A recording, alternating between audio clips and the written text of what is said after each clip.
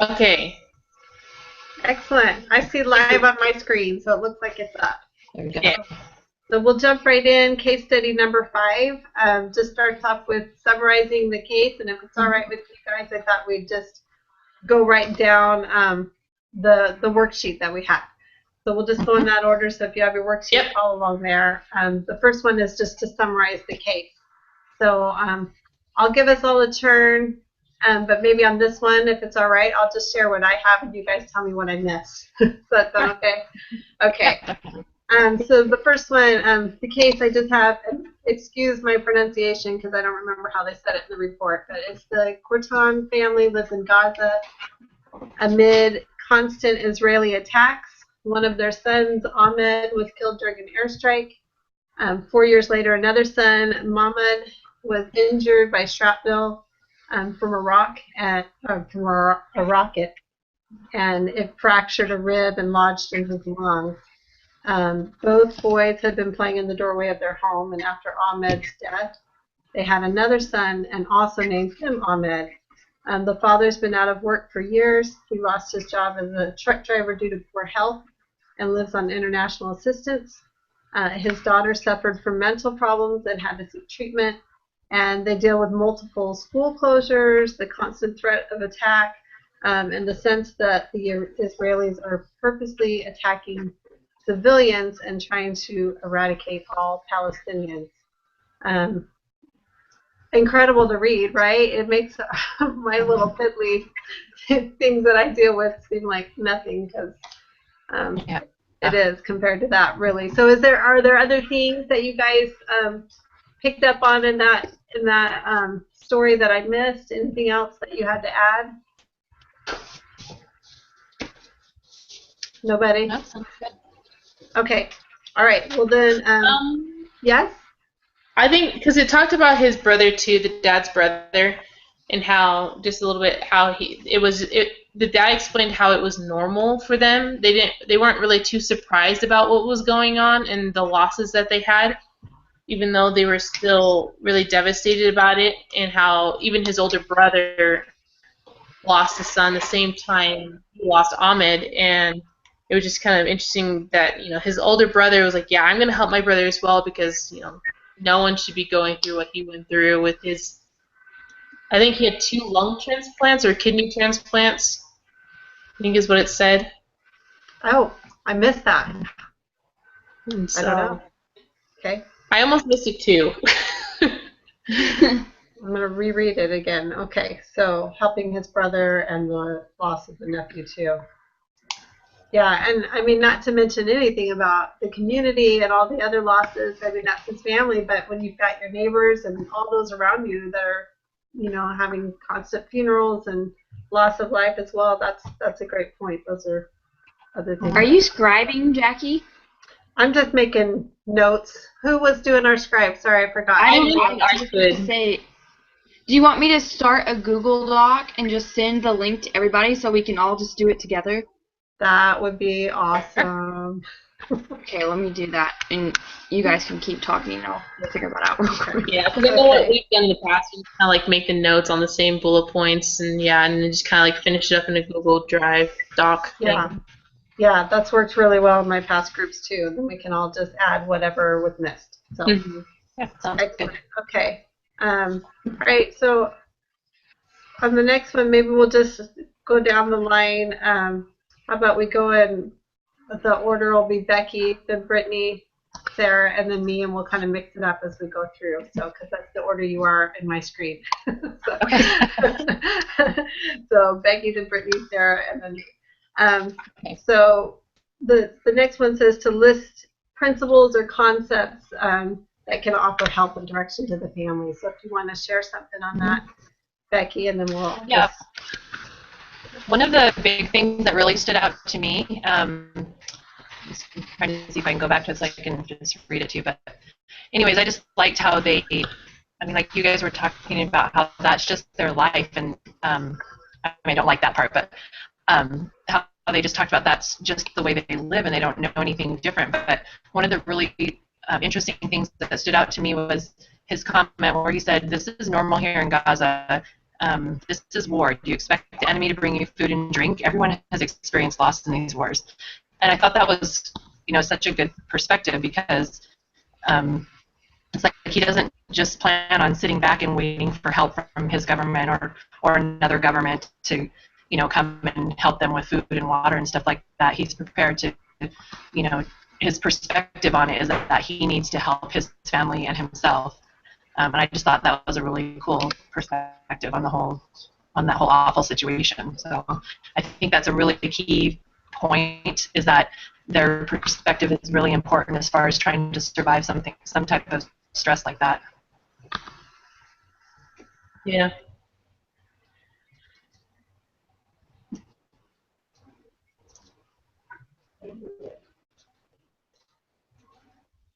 Okay, Brittany, did you want to add something? Sorry, She you're pretty much. scribing too. Sorry, yeah, I was trying to get this going, but yeah, I heard everything that she said, and she hit the main point that I was thinking of, so I'll save time and just let that go, I guess. Are you guys getting a ringing too, or is that just me? Becky was kind of choppy coming out of my speakers, but I don't hear a ringing. Sorry, Becky. Your response wasn't choppy. Your sound. I'm not really sorry. Okay. Let's see. And then Sarah, you didn't have anything else to add to that? The principles or full point one. Yes, principles or concepts that would help the family. I think when I was kind of like reading about it, I'm really using like their resources as like read about. It talked about from the ABC model, ABCS model to the topology model, just about the different resources and understanding what those different types of stressful situations. And I think that the family was able to recognize those pretty well, even under stress, and something that sometimes is hard to do when you're under stress, and it's something that we need to be reminded to, think about the resources we have to help us get through that and or those circumstances that we're in, even if it is normal. Yeah, great point. I was kind of confused on this one actually, because I wondered, well, what's really the difference between principles and concepts that help the family, and then the other bullet point towards the end that says coping strategies? Because to me, that's kind of like they're all factors that help them, and so I think for me, it's a little bit of overlap. So I thought the spirituality, everything we've been learning about the mindfulness, and even the breathing techniques like that we've read about, those are really helping. I feel myself get kind of tense or stressed in traffic. I'm like, okay, deep breath, let it out. Anyways, certainly they're on a very different level, but just to be able to help relieve some of that anxiety, I think all of those concepts can help too. We'll kind of touch on those, I think, more when we get to the coping strategies, but those were some that I had. Okay, so I'll let Becky start first to get on this one, if it's all right. And then, you know what, if we mute our mics, because mine's kind of choppy on Becky's as well, so maybe if we mute our mics while Becky's sharing, that might help clear it up a little bit. So the next bullet point is the relevant risks and dangers. I don't know about y'all, but I have a huge list. So if you have a lot, just share a couple. Just share a couple, and we can just do a few at a time. And so we'll do Becky, Brittany, Sarah, and then me again. Thanks. Okay. So this is probably the most obvious one, but the more stress that you or your family is dealing with, the harder it is to keep your relationship together. So that was the biggest one that I saw, because, well, I don't want to bring this up yet because it relates to one of the other bullet points, but, if your family is not resilient and doesn't have good coping skills, then the chances of keeping that relationship strong is so minimal. So that was the biggest risk that I saw, is that, the families have got to have good coping skills, and they just have to be resilient. Otherwise, there's not a good chance of them keeping that relationship strong. So.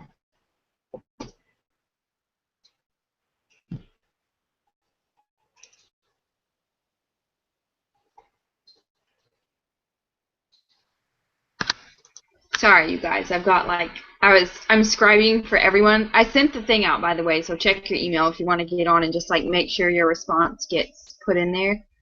But I was just writing down what Jackie was saying for the principles or concepts, and then what Becky was saying for the relevant risks. And one of the risks that I know would be a risk for me, and this is going to sound terrible, but comparing because in the study it said that there was an Ahmed who passed away, and then there was an Ahmed presently. I don't know if I would have done that. Not that you want to forget or move on, because that's not what it is, but I wouldn't want that son growing up thinking that they were trying to have a redo of maybe a better son that they had before. So that was a risk that I saw. Does that make sense? I probably sound like a terrible mom, but yeah, I have a long list too, but that was the one that I'll throw out there and share. Yeah, some of the risks that I kind of thought about was, the dad just kept going through a deja vu point, as kind of mentioned in the case study, because just it was kind of interesting if Ahmed was standing and playing in the same place as Mahmoud. I don't know how to say his name, but when the rocket went off and killed him, and so I think the dad, seeing how his health decreased a lot with losing his first son, I think put him at even a greater risk again for going into even losing his health again, even if it was depression or some type of other mental illness that might have occurred with your son, and just that and then having that same crisis with his daughter, and I just think it was kind of like a risk he had, from the dad's perspective, and obviously the whole family. Another, for Arabs, sons are really important to them, and so just the tragedy of losing a son is really impactful, and so I think that was one of the risks that I saw, that the health risks, and even just it might even cause the family to kind of close down again, just as far as not talking to each other, but even though it did seem that help in regards to the other one, but I did also think about with the other son being named after his older brother could have caused other issues as well. And so. Yeah, great comments. I agree with you, Sarah, and Brittany on the about the brother being like a replacement and trying to live kind of in the shadows of his older brother that was lost. I've seen that with some extended family, and I think that's really hard. You guys all did a great job. Okay, so some of the ones that I have, and forgive me if I kind of repeat some, but mental, physical, emotional overload, I think they just have it coming from all ends. Obviously, the physical peril, anxiety, fear, hate, blame, I think those are all risks and dangers. Still grieving from the loss of their son and the flashbacks from his death. And then just the daily uncertainty with safety, and just even their daily schedule is completely disrupted. Work, finances, meeting basic needs. I have a lot. I can even go on. I don't know if we want to go back through the line again. Give me a thumbs up or down. Do you want to go through the line again, or I can share some more? Let's see. We have You know, that the parents might even blame themselves some for not being able to protect their children or live in a safer environment. Um, you know, sometimes our spouses can blame each other. Husband lost his job and different things like that. But just difficulty with the economy and finding work in the area. Those are my top 10. So, did we want to go through any more? Did you guys have some more to add to that?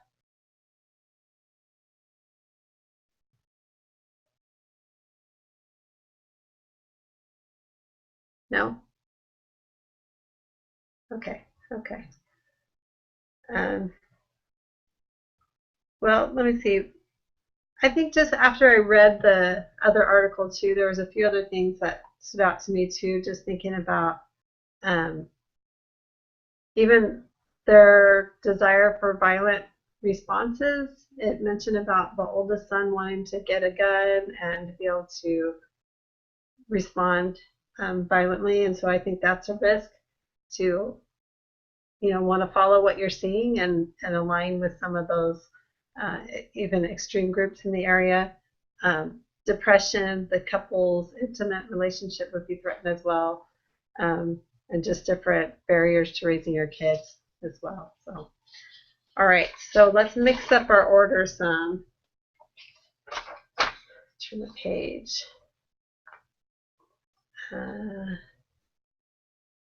Okay, on my other page, I have seeking escape in unhealthy ways as well. So I'll add that. Drugs, alcohol, all those kinds of things can help them to try to deal with those. Okay, so the next one is listing our relevant opportunities. So maybe this time, and I know it's hard to be scribed to Becky or Brittany. I did that last time as well. It was kind of crazy. To add to the conversation and write everything down as well. So let's do, Sarah, if you want to start on this one, let's go Sarah, and then I guess we'll do Sarah and then me and then Becky, and we'll let Brittany go at the end this time. Is that all right? Yeah. Okay. So some relevant opportunities that I kind of thought about was, again, going back on when the dad had mentioned how it was kind of a normal thing and how other people were experiencing loss. I think an opportunity the family could have taken during this time of crisis was being there for other families. You know, being another family's resource and kind of giving them that empathy of, we understand what you're going through because we just lost a son, or our son just got injured because of this, and so we know what you're going through, and kind of just helping each other. And so I think that's one opportunity that was kind of presented to the family in a sense. It's looking more on the positive note. And so and I think, you know, just again, like seeking even opportunities from other families and allowing other people to help them. And so that's one of the, I just wanted to share kind of like one, so I didn't know what other people had. That's great. I think we could probably share 2 or 3, right? I think there's several opportunities there. So if you had another one, probably do that. But I'll go ahead and I can jump in. Yeah. I had opportunity to draw closer as a family, rely more on one another, and then a chance to be more reliant on their faith in God, whatever that entails. That, you know, I think most of them are Muslim and have a belief in a higher being, and so that's an opportunity to rely on that more and become more resilient. So, Becky and then Brittany, do you guys want to share a few? There were 2 that really stood out to me. One of them was, you know, I think you guys mentioned it a little bit too, is that just like the fact that something like that could tear you apart, it could also bring you really close together. I know you guys probably have similar situation of friends or family that you're close to that have had to deal with some pretty awful things, and some of them have not had a good result, and some of them have just become stronger as a family because of those difficult situations. So so that was my biggest one, is that just just like it could tear you apart, it could also completely pull you together and bond you as a family or as a couple. And then the other one was, I think you mentioned it briefly, Sarah, was that I think it was this class, I'm not for sure, but there was an article that I read about PTSD and how some countries, like our country, it's a huge issue here because our soldiers are coming back and they don't have the support that they need. But in countries like that, they are able to deal with it better because just about everyone around them has been through the same type of situations. A lot of them have already been in the military, and so they just have someone that they can count on that understands what they're talking about, and so these countries deal a little bit better with it than our country does. And so that was a huge thing that stood out to me, was that they're able to deal with those types of crisis situations just because they understand it better. Like everybody in the community understands it better. So those are the two big things for me that stood out.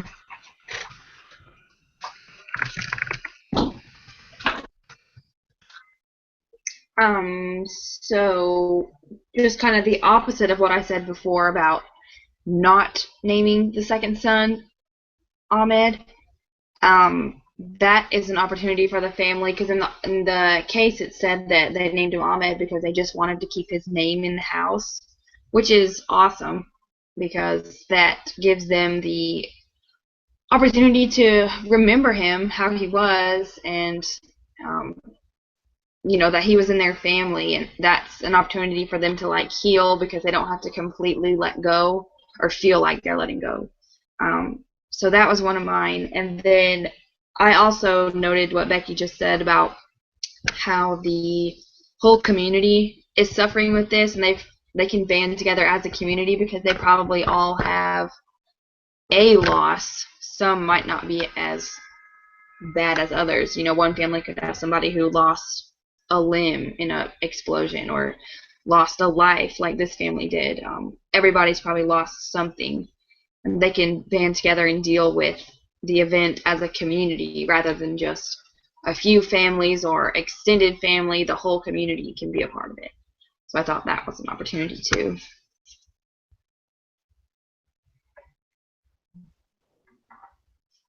That's great.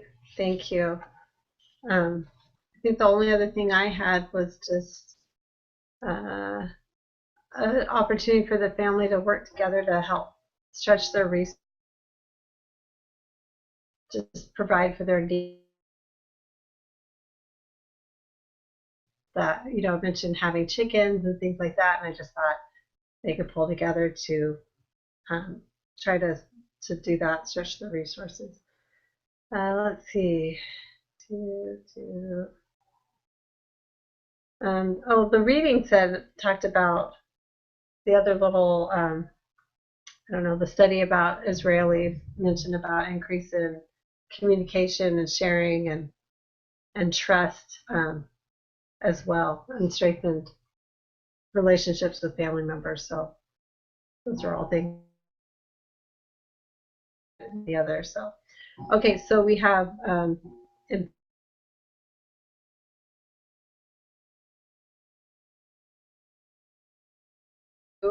that I had anyway, and I'll go, and Becky and Brittany, and my family just got home, and so it's going a little crazy. So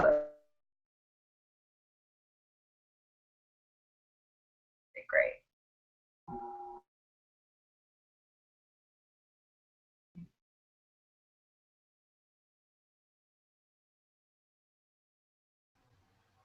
So are we on the next question then? You were kind of cutting out a little bit. Yeah, Sorry. she's frozen for me too. Can you guys hear me now? Yeah. Okay, so yes, we're on to relationship consideration. So if you can start again with that, Sarah, and then Yeah. I'll hopefully still be with you, and I'll jump in, and then Becky and Brittany. And I think there was just a few on this one. So Yeah. When I was reading it, it was, I guess I kind of put this under this question, but I was kind of wondering about the marital relationship because you didn't really hear anything from the mom's perspective.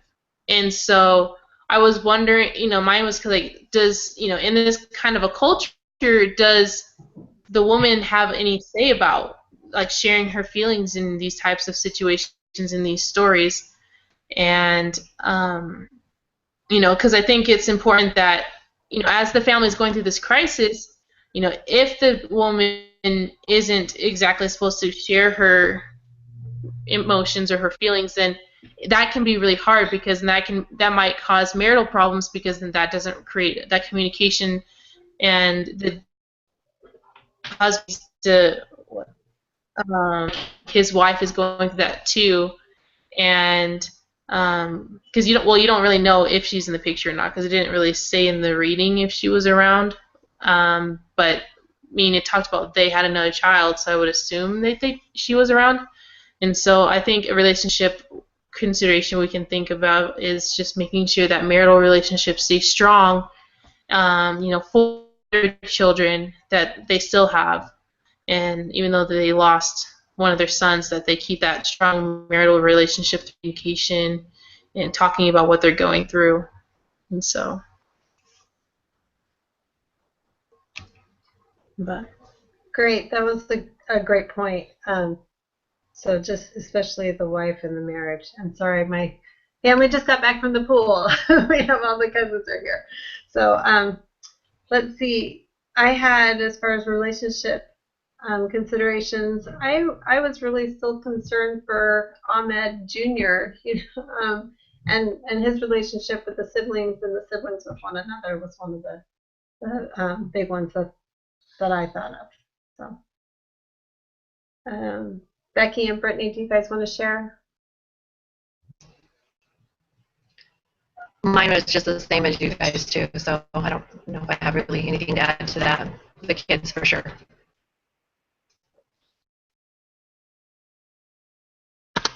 I think that's interesting what you guys said about the relationship between Ahmed and his siblings. I don't know how old all the siblings are. It may have said, but I do not recall. But if they're young, like that could be really confusing for them. Like they never really grasped that, even though they're older than Ahmed, because the ones that were older would have known the first Ahmed, they may not have really grasped that the first Ahmed is gone and that the second Ahmed isn't the first Ahmed. Does that make sense?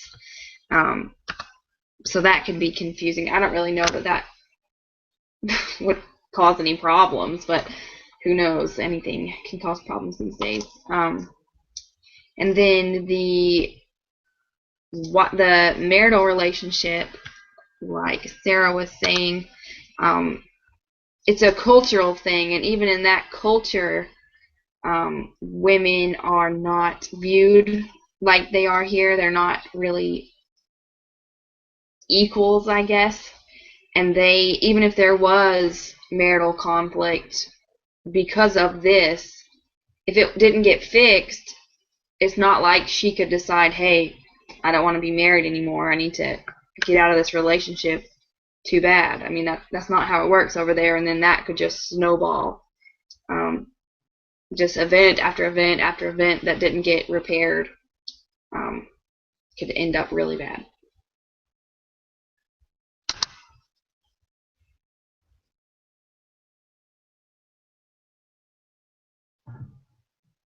Sorry, trying to unmute. Oh, those are great comments, and I like that you guys have pulled out some of the cultural issues because I haven't thought of that. And about, does the wife even have any say? That's such a great point. And I think earlier it was Sarah that mentioned about just the value culturally of a son and a son over a daughter. That's absolutely, I should have thought of that. I just did Old Testament for a year. But so those are great points.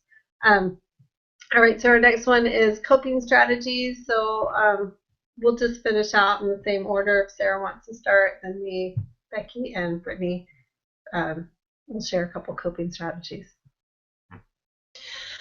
Again, again with the culture, it's hard to say what, for this family, what exactly would work for them. I think that's what. One thing that I would say is, if it is acceptable to have, the one thing I could think about was a family council type of a situation where they sat down and talked, how are we going to cope through this?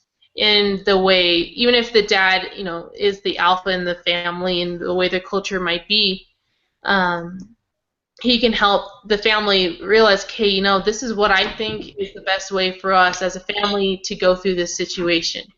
And kind of still take in feedback from his children and his wife, but he probably does have that final say in what does happen. And so I think it's hard, again, just that culture understanding of what is acceptable as far as what they do to cope.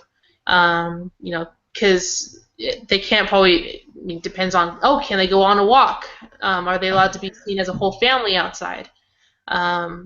Or how is it that they're going to cope, I think, is kind of like through that family council as they come together and decide that as a family, if the dad is the one that finally decides that. But so that's great. I wondered about a family council as well.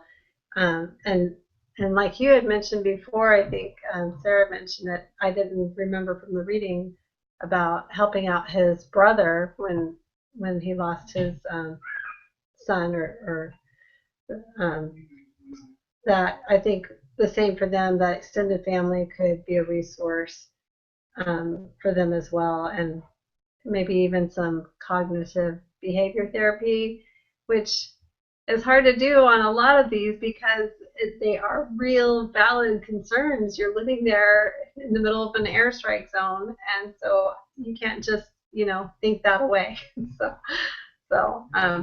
I'll leave it at that if Becky and Brittany want to add something.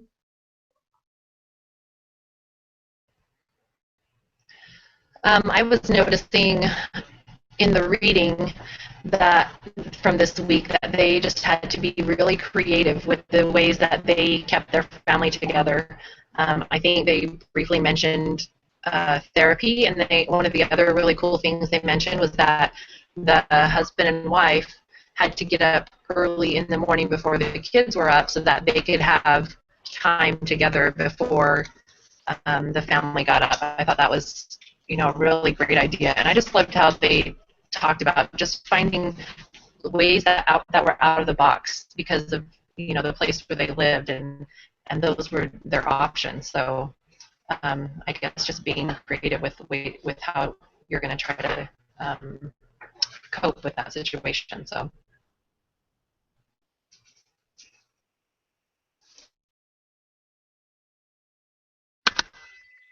I did not consider culture at all when I wrote this answer. And I don't know too much, other than the typical stereotypes about their culture.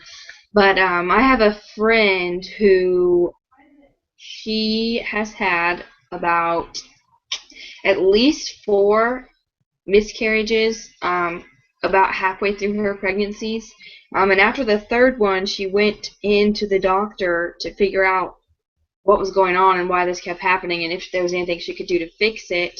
And they told her that her uterus is like deformed. It's like there's only half of it. And so anytime the egg, zygote, whatever it's called, tries to implant on the side that is like non-existent, it'll grow to a certain point, but then her body can't sustain it any longer, so she has a miscarriage. Anyway, she carried one of these babies. She carried for a pretty long time, and she actually had to give birth to him as a stillborn. And she really connected with that baby. Not that it was any more important than her other children, but because they knew it was a boy. They had given him a name. And so she does blog posts about him all the time. she, for his birthday, his first birthday last year, they asked everyone to just go outside and be with their family and take a picture of yourself and tag them in it or post it on their page for Hunter's first birthday is what the hashtag was. And I just think she's got like a table in her house that's like his memory table. It's got his hospital hat on there, their bracelets, stuff like that that any mom would do, you know, with a living child. She's a mother, and even though that child is not with her now, it's still her child, and you know, it's still a part of her family. And I think that just seeing her go through that, I know that I would benefit from something like that if that ever happened to me. And they lost a child, so, and you know, they're living in an airstrike zone. I don't know what kind of stuff they have to do anything like that, but just keeping first Ahmed around mentally. Obviously, they've named their second son Ahmed too, but just something that is only first Ahmed, that has nothing to do with second Ahmed, just to remember and keep it with them. Yeah, good point. That reminded me at the end of the story, I think it said that they did have a picture of Ahmed, and it was digitally altered to look like his college graduation, if I remember right. But I thought that was really interesting. So maybe they did do that a little bit. So yeah, very cool. Okay, so you know, I'm going to jump back for just a minute because I think one thing I didn't mention on just the relationship considerations was specifically the relationship with the parents and the children being at risk.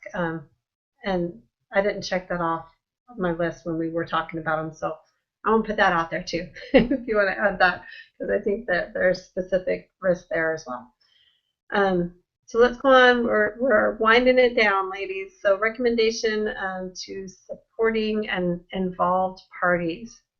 I think this is a hard one considering where they live and that everybody else is there as well. So I'll just throw mine out there, and then if Sarah, Becky, Brittany, you guys, if you all have one. I said prayers. That's all I said. I think what the older son, brother did for for Ahmed's dad, as far as just really being there for him. Let's see. He had mentioned how, I'm trying to go to it on the, he had mentioned how his brother had been living in really bad circumstances, and with his operations and the death of his son, you know, he really wanted to be there for his brother during that suffering, and because he himself was going through that same situation. And I think, you know, as you know, outside resources, being there for that family, you know, just helping them any way possible as a family, you know, if it's financial, if possible, and just kind of being there to give them the support that they need, really. That's what I think. That's what I thought.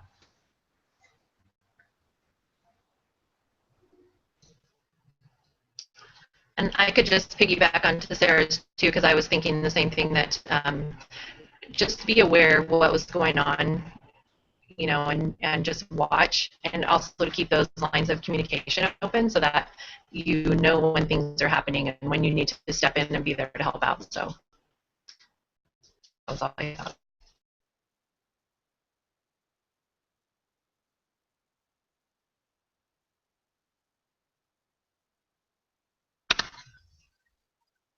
I also thought that the uncle should keep giving him the support that he needs and let him know that he doesn't have to go through this alone and that he hasn't gone through it alone.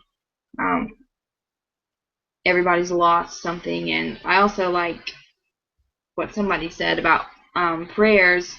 They, even though their faith is different than ours, it's faith, and like they believe in something, and I don't think it's wrong for them to use that to try to get through situations like this. And I just think it's cool that even though they're not of our faith over there, and anywhere in the world, there's all kinds of different faiths and cultures and stuff, but I just think it's interesting that every culture reaches out, almost every culture reaches out to something bigger. It may be different for us than it is for them, but it's something bigger than them that can help them get through life and the bad stuff that happens.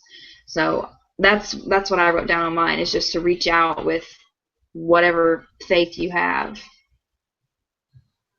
Yeah, I think that's great. But really, I mean, all the other things that we're used to, bringing a meal and doing this, but, it just comes down to the love, the prayers, and trying to support each other and however you can do that. So, especially under their circumstances. I just don't picture them writing notes of sympathy and an air strike going on around.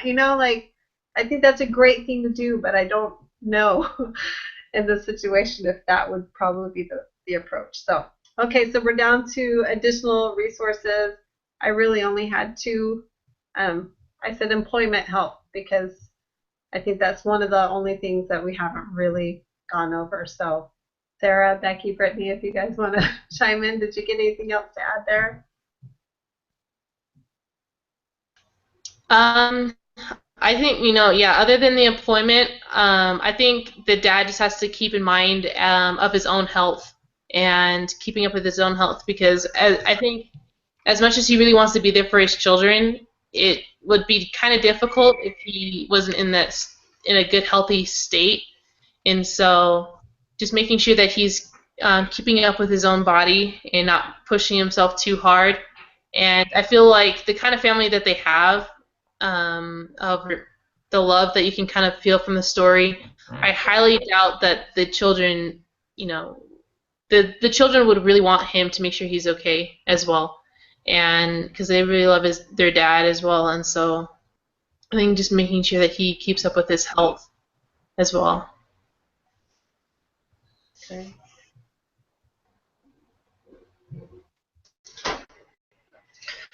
Yeah, my thought was similar to that too. If he just keeps his same perspective about the importance of just taking care of your own family, because there's not going to be anyone that will take better care of them than you will. So just to keep that same perspective, I think, is really key.